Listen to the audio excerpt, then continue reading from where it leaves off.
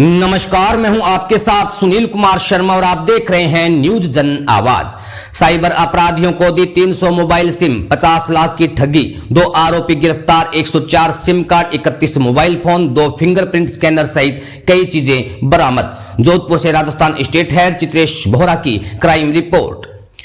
Commissionerate की जिला पश्चिम police ने 2 ऐसे शातिरों को पकड़ा है जो ग्राहकों को धोखे में रखकर फर्जी तरीके से सिम कार्ड एक्टिवेट कर साइबर ठगों को उपलब्ध करवाते थे। पुलिस ने इस सिंडिकेट के 2 सदस्यों को पकड़ा है। इनमें से एक शातिर एयरटेल और वीआई की सिम बेचने वाला रिटेलर मोबाइल शॉप संचालक है। अब तक पूछताछ में खुलासा हुआ कि इन लोगों ने 300 फर्जी सिमें साइबर ठगों को दी है और तकरीबन 50 लाख तक का फ्रॉड किया है। दोनों आरोपियों के कब्जे से पुलिस ने 104 sim card, 31 mobile phone, 2 fingerprint scanner, 1 chequebook, 5 ATM card, 9 हस्ताक्षर किए हुए खाली चेक, आधार, पैन कार्ड और हिसाब की डायरी भी बरामद की है। आरोपियों द्वारा फर्जी तरीके से जारी मोबाइल सिम को लेकर देश के विभिन्न इलाकों में 38 शिकायतें दर्ज हो चुकी हैं, जिनमें 50 लाख रुपए से ज्यादा की साइबर फ्रॉड की वारदातें होना सामने आया है। डीसीपी वेस्ट राजश्री राज वर्मा ने प्रेस वार्ता में बताया कि साइबर क्रिमिनल्स के नेटवर्क को तोड़ने के लिए पुलिस लगातार अभियान चला रही है। इसी बीच एक सूचना मिली कि सालावास रोड पर राहुल मोबाइल वाला एयरटेल कंपनी की करीब 40 सिम फर्जी तरीके से जारी कर चुका है। आरोपी एक मोबाइल शॉप का संचालक व सिम रिटेलर है। वो फर्जी तरीके से मोबाइल सिम उठाकर उन्हें साइबर क्रिमिनल्स के नेटवर्क तक पहुंचा रहा है।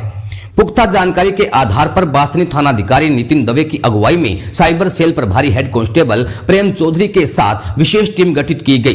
पुलिस टीम ने फर्जी तरीके से जारी कुछ मोबाइल सिम के नंबरों की डिटेल खंगाली तो पता चला कि एक व्यक्ति के नाम से 4 या 5 मोबाइल सिम जारी हुई है। इस पर पुलिस टीम में शामिल एसआई सुरेश कुमार, डीएसटी प्रभारी एसआई पिंटू कुमार, बासनी थाने के head constable Dinesh, cyber expert constable Jagdish, constable Dinesh Nayal, Ramdeen, Suresh Kumar व शंकरलाल की टीमों ने उन लोगों को ढूंढा जिनके नाम से मोबाइल सिमें जारी हुई थी। उन लोगों से पूछताछ की तो उन्होंने खुद के नाम से दूसरी सिम होने से अनभिज्ञता जताई, लेकिन इन सभी ने राहुल मोबाइल वाला से ही एक सिम लेना बताया। ऐसे ही एक व्यक्ति मूलतया यूपी के लखनऊ में मणियाऊ थाना अंतर्गत छठा मील मुस्लिम नगर सीतापुर रोड हाल सांगरिया फांटा राधे कृष्ण विहार निवासी सूरज सिंह पुत्र विजय सिंह ने पुलिस को बताया कि उसने सितंबर 2024 में अपनी बीएसएनएल सिम पोर्ट कराने के लिए राहुल कुमार झा मोबाइल वाला से संपर्क किया था। वहां राहुल के कहने पर उसके साथ काम करने वाले मोहम्मद इकबाल, मोहम्मद शरीफ ने सूरज सिंह को धोखे में रखकर आधार कार्ड लिया और फोटो खींचकर फिंगरप्रिंट लिया और 2-3 दिन बाद आने को कहा। डीसीपी वर्मा ने बताया कि 3 दिन बाद सूरज सिंह वापस राहुल के पास गया तो उसे बताया गया कि प्रोसेस पूरा नहीं हुआ, इसलिए सिम एक्टिवेट नहीं हुई है और इसी बहाने दोबारा प्रक्रिया पूरी कराई। उसे विश्वास दिलाने के लिए एक खाली सिम थमा दी, लेकिन वो भी 3 दिन तक चालू नहीं हुई तो सूरज दूसरी बार आरोपियों के पास पहुंचा। आरोपियों ने एक बार फिर वही प्रक्रिया पूरी करवाई और इस तरीके से उसके नाम से 3 सिमें एक्टिवेट कर दी गई, जिसके बारे में सूरज को पता ही नहीं चला। इस पर बासनी थाने में सूरज सिंह की रिपोर्ट पर एफआईआर दर्ज की गई। सिम का फर्जीवाड़ा करने वाली गैंग के खिलाफ अहम जानकारी मिलने के बाद पुलिस टीम ने मूलतया बिहार के मधुबनी में राजनगर थाना अंतर्गत केथोई हाल सांगरिया फांटा राधा कृष्ण विहार निवासी राहुल कुमार झा पुत्र रमन झा और उसके साथी मूलतया फलोदी के देनोक हाल सांगरिया इंदिरानगर निवासी मोहम्मद इकबाल पुत्र इब्राहिम अली तेली को गिरफ्तार कर लिया।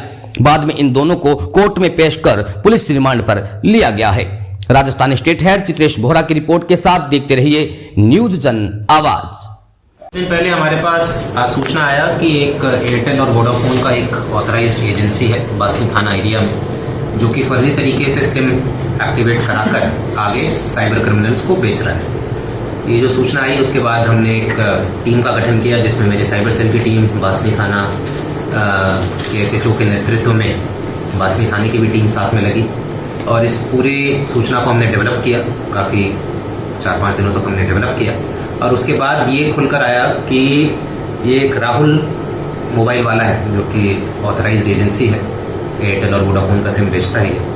इसने करीब 300 सिमें फर्जी तरीके से एक्टिवेट कराई और आगे साइबर क्रिमिनल्स को इसने बेचा है। हमने जो अनुसंधान किया है अभी तक, प्रतिबिंब पोर्टल पर इन 300 सिमों के विरुद्ध करीब 50 लाख के साइबर फ्रॉड के परिवार दर्ज हैं। अभी तक हमने इसमें 2 व्यक्तियों को गिरफ्तार किया है।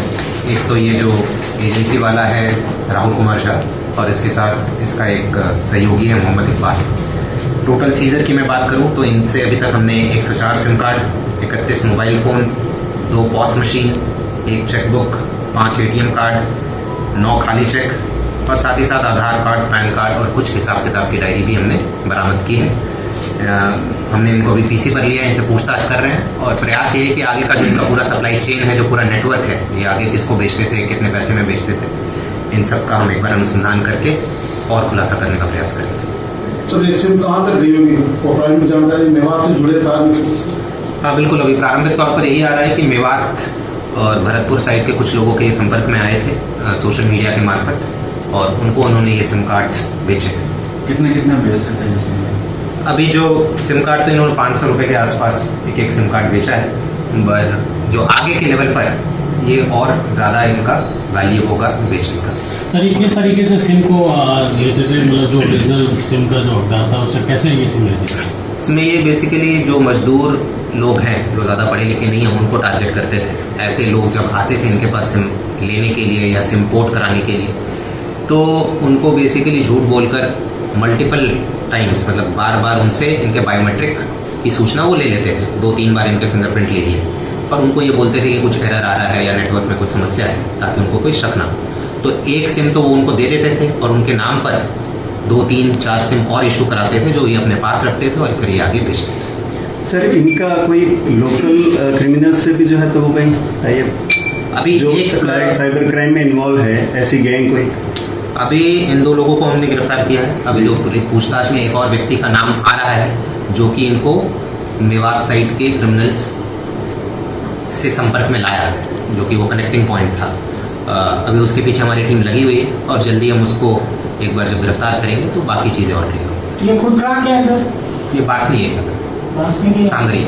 सर जो 50 लाख की ठगी हुई है वो अपने इलाके के हैं और के किस तरह? पूरे भारत के हैं। जो हमारा एक मैं बताना चाहूँगा, एक ऑल ओवर इंडिया का एक पोर्टल है, प्रतिबिंब पोर्टल करके, उसमें हमें पूरे भारत के जो भी साइबर फ्रॉड होते हैं और जिन नंबरों से होते हैं, जिन एरियाज़ में होते हैं, उनका सारी सूचना मिलती है। तो ये जो हमने अभी पूरा वेरीफाई करवाया, अनुसंधान किया है, जो 300 फर्जी सिम कार्ड कहाँ कहाँ इस्तेमाल हुए हैं, पूरे भारत में इस्तेमाल हुए हैं साइबर फ्रॉड करके। टोटल इन्होंने अभी तक 300 सिम कार्ड, मतलब सर आगे अभी तक 300 हो सकता है, इससे ज़्यादा भी हो, अभी पूछताछ में आएगा। अभी तक जो हमारे अनुसंधान में 300 सिम कार्ड जो है फर्जी तरीके से एक्टिवेट कराना है और इन सारे सिम कार्ड्स को हमने ब्लॉक करा दिया है ताकि ये आगे इस्तेमाल ना हो पाए। साथ ही साथ इनके बैंक अकाउंट्स भी हमने फ्रीज कराने की प्रक्रिया भी शुरू कर दी है, ताकि इनके बैंक अकाउंट्स आगे इस्तेमाल ना हो सके। जो एयरटेल वोडाफोन है उनको भी हम पत्र लिख रहे हैं ताकि इनको ब्लैक लिस्ट कर दिया जाए और आगे ये कोई काम ना कर सके। ये बेसिकली एयरटेल और वोडाफोन कंपनी के ज़्यादातर सिम यूज़ करते थे? बिल्कुल, एयरटेल और वोडाफोन की एजेंसी को मिली हुई थी। सर आपने बताया कि कुछ लोगों को आपने ट्रेस किया जिनके नाम से उठी थी, उनसे कोई जानकारी सामने कौन है?